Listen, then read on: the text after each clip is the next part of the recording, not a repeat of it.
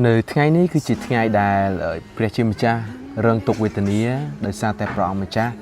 សគត់នៅលើឈើឆ្កាងហើយភាគច្រើននៅថ្ងៃនេះបើសិនបើយើងជាអ្នកដើរតាមព្រះជាម្ចាស់មានបងប្អូនយើងមួយចំនួនពួកគាត់បានតមហាហើយពួកគាត់បានអធិដ្ឋានដើម្បីនឹងរងទុក្ខ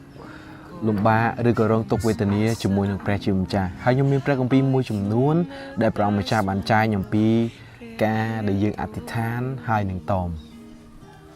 គឺនៅក្នុងព្រះគម្ពីរម៉ាថាយជំពូក6ខទី16រហូតដល់ទី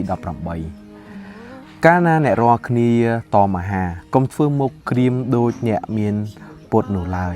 ពួកគេបង្ហាញទឹកមុខឲ្យអ្នកដទៃដឹងថាខ្លួនឯងតមហា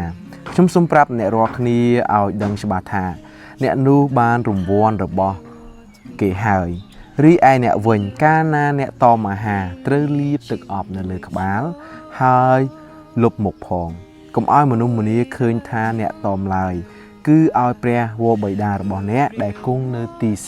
ស្ងាត់កំបាំងទើតឃើញប៉ុណ្ណោះពេលនោះព្រះបិតារបស់អ្នកដែលទើតឃើញក្នុងទីស្ងាត់កំបាំងនឹងប្រទានរង្វាន់មកអ្នកជាពុំខានអញ្ចឹងនៅថ្ងៃនេះខ្ញុំចង់លើកទឹកចិត្តបងប្អូនថាបើសិនជាបងប្អូនអាចតមហាដើម្បីជាការដែលយើងរងទុកជាមួយព្រះអង្គម្ចាស់បានយើងអាចតមហាមួយពេលពីរពេលឬក៏ពេញមួយថ្ងៃហើយយើងអធិដ្ឋានទៅកាន់ព្រះអង្គម្ចាស់